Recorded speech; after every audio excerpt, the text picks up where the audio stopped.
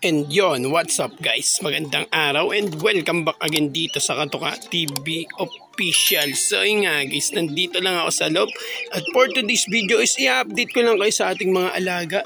Biyernes Santo ngayon guys, hindi ako nakapag-bakasyon ng solid kasi may pasok din tayo kaagad kinabukasan. So sa ngayon is, yun kanina pala is naglagay ako guys ng mga paliguan nila. Yan, basa pa yung ilalim. Nag-self-bath sila lahat guys. Lahat ng ibon natin is nag-self-bath maliban na lang sa mga kak. Pero sa ngayon is i-update ko lang kayo sa ating mga alagang kalapati. Pero guys, sisingit ko na rin pala tong aking mga alagang gansa.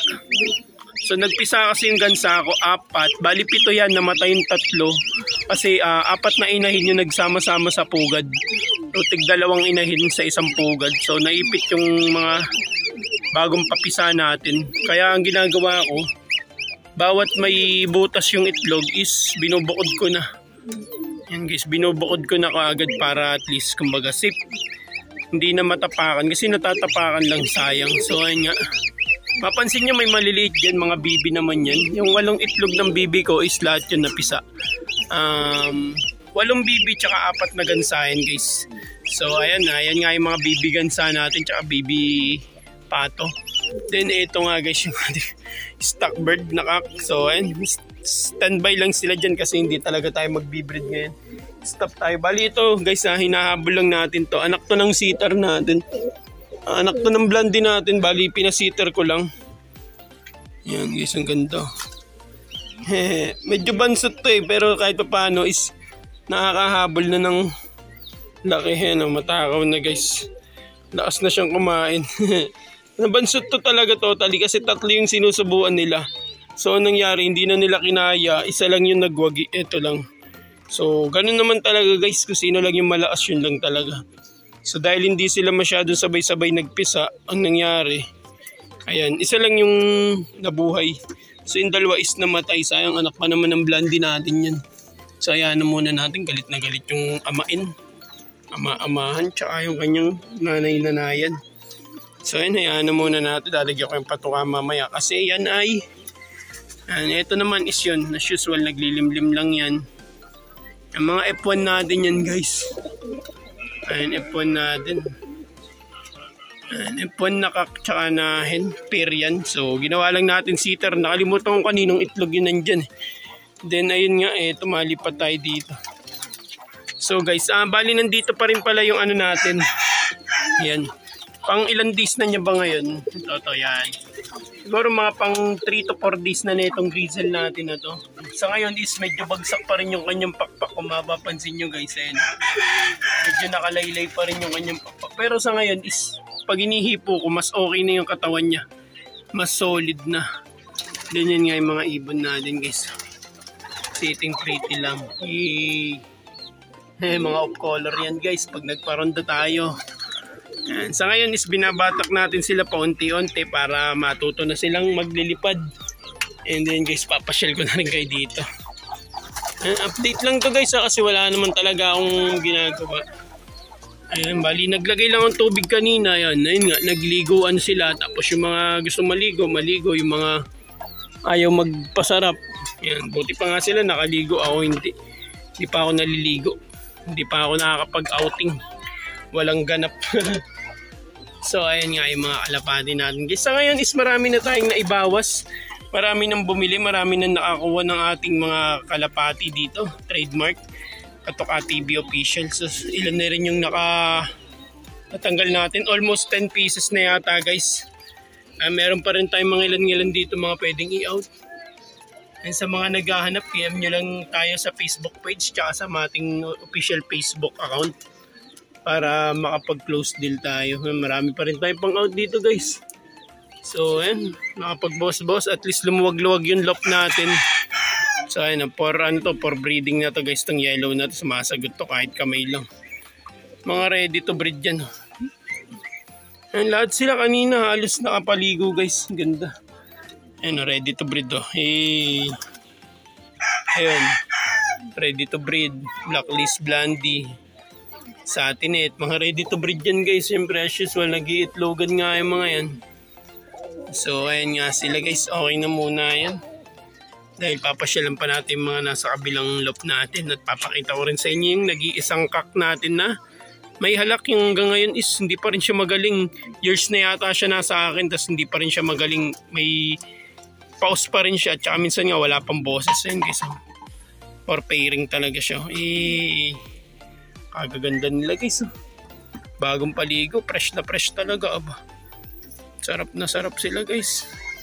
So ayun nga yung mga ano natin, mga alagang kalapati ni Katoka TV Official. At yun pasensya na guys, bira ako nakakapag-upload ngayon kasi medyo busy talaga tayo nito mga nagdaan. So pag may extra time guys, sinisingit-singit ko talaga mag-vlog kasi nga syempre sayang yung channel pagka hindi natin ipagpapatuloy.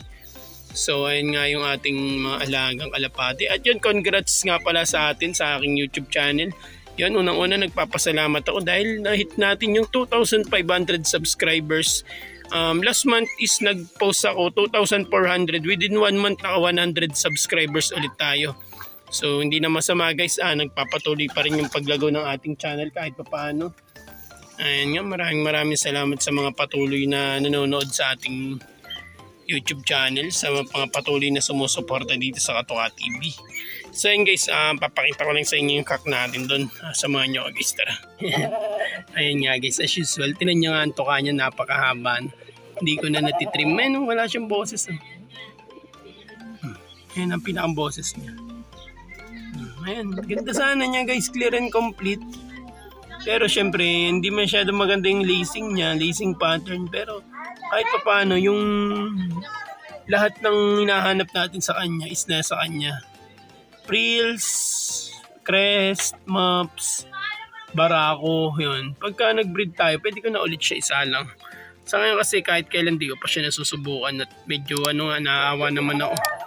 Yan. Sa ngayon okay naman siya, maganda naman ang katawan, ready to breed. Pero dahil nga gaya na sabi ko, stop ako mag-breed lalo ganyan sati. Ang hirap magpalabas ng perfect sati guys. Lagi tayong iispatan, may ispat lagi or ibig sabihin hindi siya clear and complete. So yan na muna natin yun guys. Sitting pretty lang siya dyan.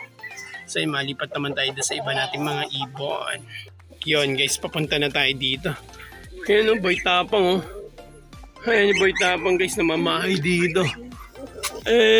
Kauna-unahang oriental print ko dito guys. Ito yung unang-una kong bibigansa, malaki na. So paggabi dinadala ko na yan doon sa kulungan ko ng gansang malaki. Hinahayaan na natin siya doon. Ayan guys, so wow, napakaganda niya guys, solid. Anong kulay pa lang guys, solved na. Ito nga pala yung minamay day ko nung nakaraan, YB. So gusto ko sana silang pakawalan, nagdadalawang isip lang ako kasi sayang pag nawala. Ayan guys, ayan, solid yan guys, napakaganda niya. So sa ngayon kasi is, sa ngayon ay wala akong medyo malaking kulungan. So bubukod ko na sana sila para makakampay-kampay na. Ayan, ito yung yellow natin na medyo nabansot kasi nga yung kapatid nito is kinain ng pusa. So nangyari ito, hindi na sinubuan ng nanay. Hinayaan ko na lang siyang tumuka ng kanya. So ayan, may mga kapatid siya, kunyaring kapatid. And then nga yung mga update sa ating kalapati. So ito, bubukodin ko na tong blondie. Ayan, nilipat ko na to dun sa kanyang palakihan. Ayan guys, ito, tara samahan nyo ako. Nilipat ko lang to. Ayan, pwede na kasi siyang ibukod kasi malaki na siya guys. Malakas na siyang tumuka. Pwede na siyang kumampay-kampayin. Ganda na ito guys, promise. Ayan, pwede ko na siyang ilagay dito. Ayan. O, di ba? May bago na naman tayong black blondie net. So, malakas na rin kasi siyang tumuka. Tapos yun, kumakampay-kampay na. Medyo masikip na siya dun sa loop nila. Sa cage nila dun. Sa double cage. So, kaya kailangan ko na siyang ibalik dito. Tutusin, pwede ko nang ilipat muna dito yung mga batang natin, project para magluwag-luwag sila. Para ba makakampay-kampay. So, ayun, mamaya ililipat ko na rin yung iba dito. Para tuloy-tuloy lang yung pag-aano nila, pag-matured. Medyo masikip kasi doon na napapansin ko pag kumakampay sila lahat, yun, nahihirapan sila, hindi sila agad makapagkampay. Kailangan nilang kumampay-kampay kahit paano, ma-exercise ba. Ayun guys, ang ganda nyo. Ayun, bagong lipat YB tayo ngayon. Tapos lilipat ko na rin yung iba guys. Isa-isahin ko na yan. Bang! At ayun guys, hindi pa nga ako naliligo. Eto. So ito guys, bali sa project ko na to, may mga palong sila. May mga, tawag dito, crested sila guys. And yun, so yun nga guys yung mga alaga nating kalapati dito sa area, dito sa Katoka TV Official. Medyo makalat pa ako guys kasi maya-mayang hapon naglilinis-linis din kasi ko kanina. So mainit ngayon kaya hindi ako nakakapagtuloy ng aking paglinis. Pero kanina umaga guys nakapagwalis na ako. Lahat ilalim, likuran ng loft. Pero ito mga kalat-kalat na lang. Hindi ko pa na Pero sa ngayon is kahit paano is yun. Konti-unti tayo. So ito nga yung mga stock cock natin dito sa loft. Then yung aking mga bagong pisang gansa.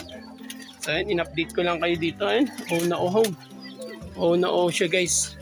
And ayun guys, kung bago ka pa lang sa aking YouTube channel is please like, share and subscribe and follow nyo na rin yung aking Facebook page Katoka TV Official.